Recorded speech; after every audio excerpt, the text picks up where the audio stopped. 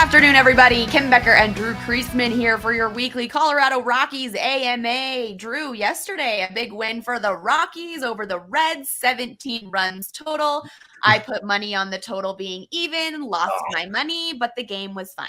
Should gone with the over. The over definitely hit. Yeah, we were just talking about that offline a little bit. The over on the day games in Coors Field is definitely the play. I should now learn my lesson here. But Drew, a beautiful day. It's nice to have some of those wonderful days in Coors Field. That was the first Rockies game I went to this season, and I had a blast, even though there weren't many people there, 22,000 in attendance. But hey, Wednesday afternoon, can't get much better on a sunny Denver day there. We've got a lot of questions that came in this week for this AMA. The Rockies, what's their record? 1925? 1925, yeah. Hanging in there. All right, hanging in. Almost at 500 there. All right, our first question here. Which players will be traded this season? We're going to get right to it. Oh, wow. Okay. Who are we getting rid of? It's a great question. I think there's basically, in my mind, three different categories of player who might get traded, right? You've got one category, which is a player all in of itself, and that's Charlie Blackmon. And that's just a weird, difficult, unique conversation because he's been such an integral part of this team for so long. He means so much to the fans. That is a situation where I frankly think you let Charlie Blackmon decide whether or not he wants to get traded. I know that sounds ridiculous to the people who want to do everything hardcore, analytics by the numbers or whatever, but if Charlie is fine going and playing for another team and, we'll do it and isn't going to be, but at the end of the day, you're not going to get a ton for him. So that's just a separate question, right? Then you've got the second category of guys, which are veterans who mean a little bit more to the franchise and have been pretty good the last couple of years. And it's hard to tell which way they'll go. That's CJ Cron, Daniel Bard, some of those types of players, right? And those are the guys where I'm 50-50 on whether or not they get traded. And then there's the third group of veterans who, in my view, should all be traded. And I'm not normally that guy. Like, I am usually the guy that's like, calm down, be realistic. You can't trade all your veterans at the trade deadline, but you can this year, and you should. Yes. I'm talking Harold Castro. I'm talking Jurickson Profar. I'm talking Mike Moustakas, right? Maybe a couple of those other guys I was talking about, Cronin Bard, and so on. But those are the guys that you've definitely got to move on from. And the good news is that most of them are playing pretty well right now. Profar is riding like a 26-game on-base streak. Harold Castro has really heated up lately. Moustakas has been cold, but he's got such a great resume and such a steady process that I could see a GM still deciding to pick him up. So those are the guys that I think you're looking to be traded this season, and they should be. Okay. All right. You heard it right there. This next question, is it time to move on from Ryan Mac? Okay, I want to say that I'm glad somebody asked this because I've been meaning to talk about it because I've seen this out there and I haven't really, because I don't want to directly antagonize any one person. I don't want to be combative here, but absolutely not. Okay. We all want Ryan Mac to hit. Ryan Mac wants Ryan Mac to hit. It'd be nice if he could blossom into that borderline all-star player that we've all known and seen that he's got the talent to have, right? And I would imagine that part of this question also comes from the fact that the Rockies gave him a pretty sturdy extension that's going to see him make decent money for the next several years, and he's not hitting. And people are going, well, what the heck, man? But one thing that needs to be fundamentally understood about Ryan McMahon, where you start with this player, is an elite defender. An elite defender at two positions, at third base and second base. Probably also at first, but you don't really need him there because the Rockies have like 12 first basemen. So, again, I know that not everyone's big into the analytics and the whatever, but if you want to use the best metric that we have available, WAR, are you a WAR or a WAR person? War. WAR is already a word. So I say WAR. WAR. I think WAR then. We have to say WAR, yeah. When I'm talking about baseball. Yeah, we can't say WAR. WAR. His wins above replacement. He's basically been a steady 3-win guy the last couple of years, and he's on that pace again this year. That's what his contract is valued at. Mm-hmm. It's actually, he's a little bit more valuable than his contract. I know we love him to get there through hitting.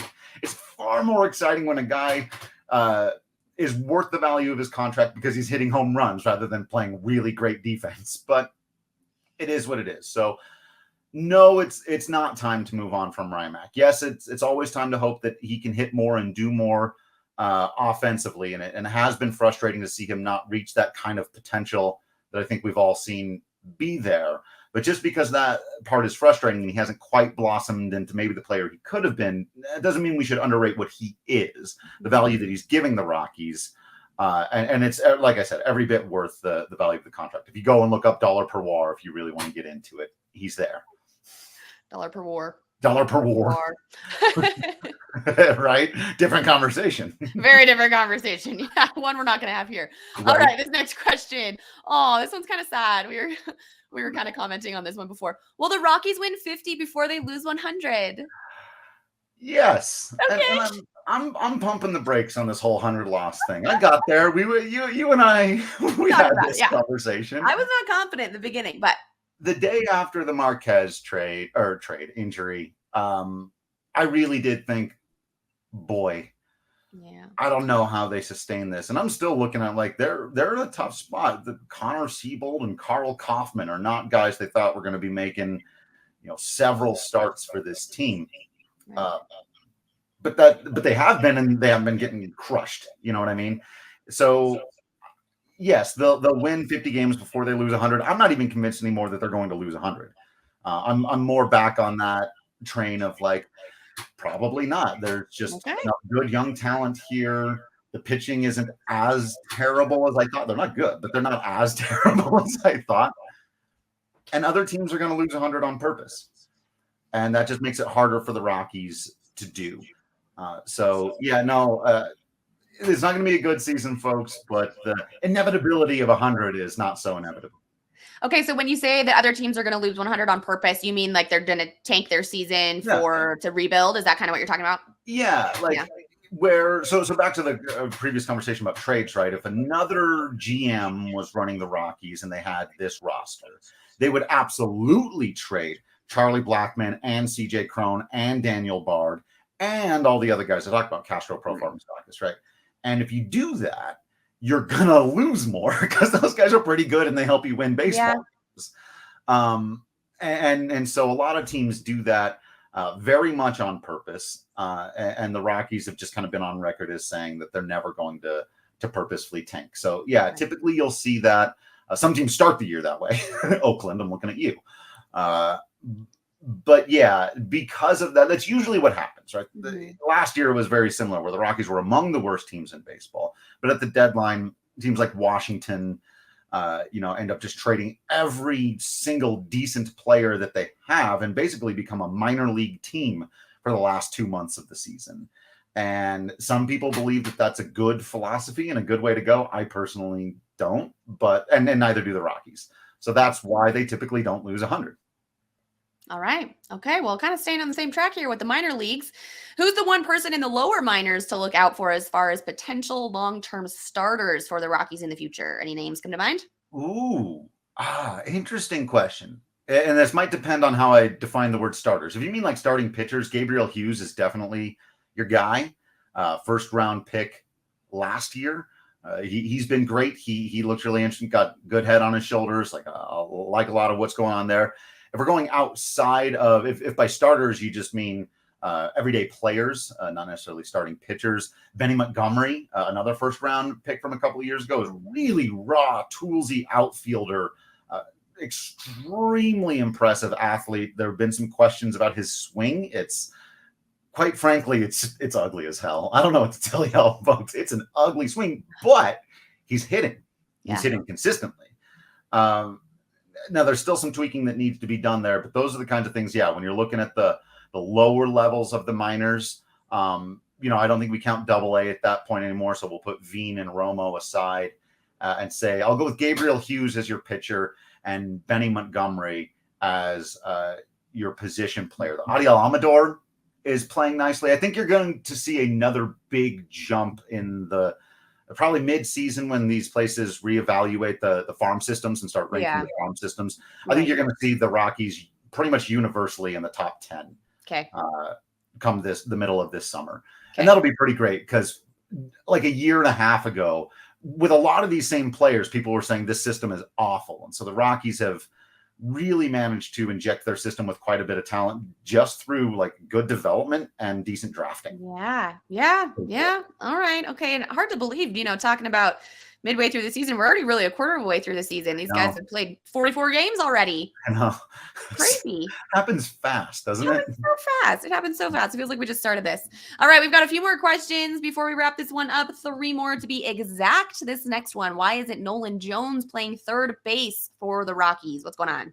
Right. Well, it's because you've got those veterans there, and that's part of the reason why they need to be traded. I understand the push for this. I want to put it this way. In the immortal words of Michael Stipe from REM, stand in the place where you are.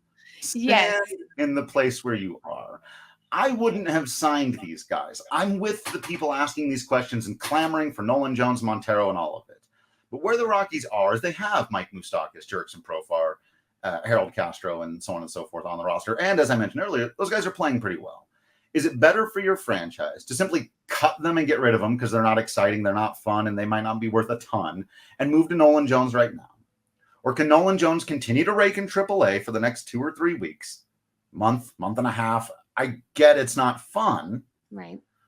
But he's not like rotting away in a dungeon cell. He's playing every single day in AAA, and he's playing well.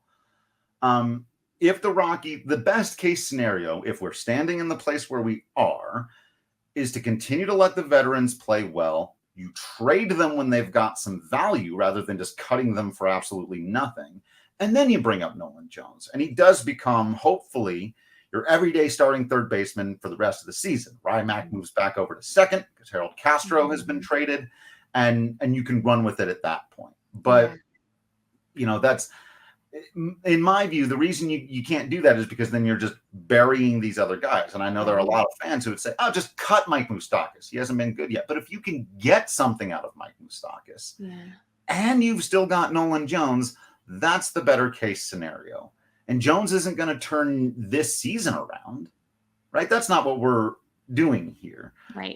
We're not trying to win the division in 2023. The goal for Nolan Jones should be if he can be a really valuable player for you in 24 and beyond. So what does it matter if he's here in May or June of 23? That's my take on it. Yeah. Okay. All right. Also, 2 more questions. The Albuquerque Isotopes. That's the other answer to this question. If you guys want to watch these AAA guys, tune into the Albuquerque Isotopes. They're an incredibly fun team to watch. They got all the Homer Simpson stuff everywhere. You want to watch these guys play, get yourself a subscription at milb.tv, man. The Albuquerque Isotopes. Yes, ma'am. Wow. You got nothing on the Richmond Flying Squirrels. Props to whoever came up with the Isotopes, the Flying Squirrels. That's a good one. That's a classic. Yeah. Classic. Can't go wrong there. Oh, hilarious. All right, 2 more questions. Of course, we're going to have a question about Bud Black, Drew. Does Bud Black manage the entire season? How are we still feeling about this situation? Yes. Yes, he does, people. Yes, he will.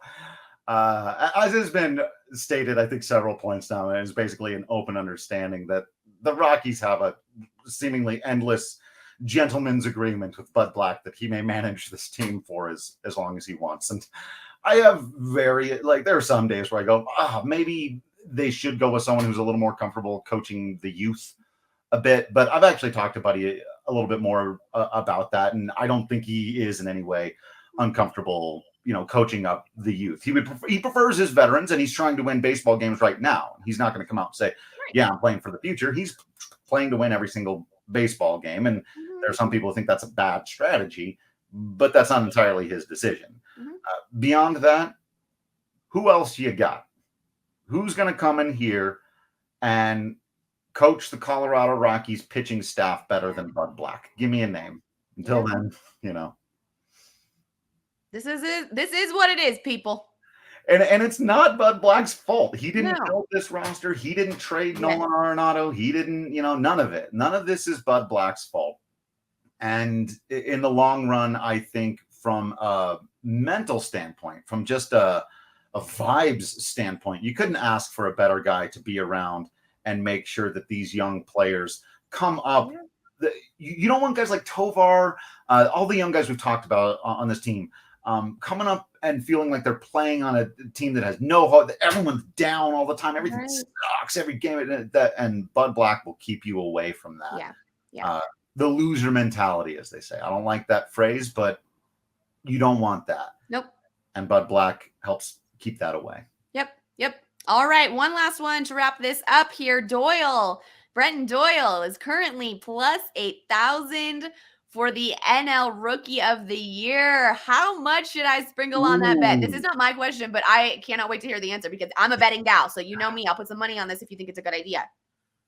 Wow. Okay. Doesn't sound confident, people. I know. Man, it could happen. Okay. He's there.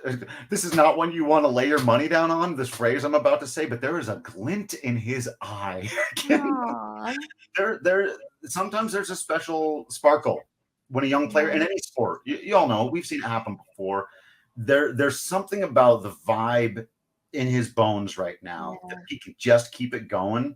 Yeah, he could. I might throw a little. I wouldn't go overboard on this one. I will say this: sprinkle.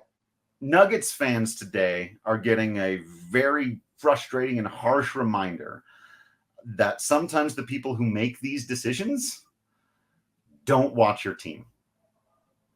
They just don't watch. They don't know.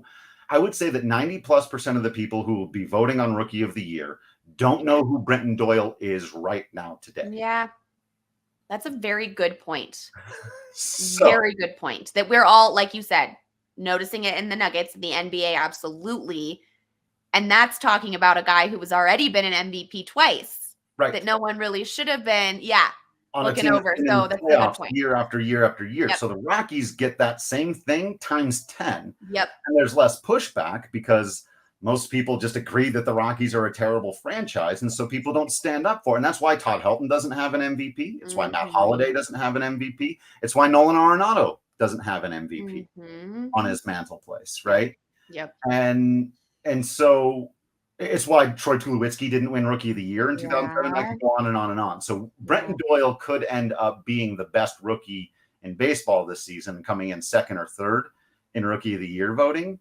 It would not be the first time. In fact, it'd be like the fourth time that's happened to a Rockies player. But man, has he been fun. I couldn't help but tell him the other day. I wrapped up an interview with Brenton and I just said, dude, it's really fun to watch you play baseball. I hope you know that. Like, it's just everything that you like about being a fan of the game. Yep. He plays hard, goes all out every play, stealing bases, diving around in the outfield out there. Now he's hitting home runs. And so I hope he gets into that conversation and I hope he gets a fair shake. So yeah, I'd sprinkle it though. Not because he won't deserve it, maybe. Because they might not be looking.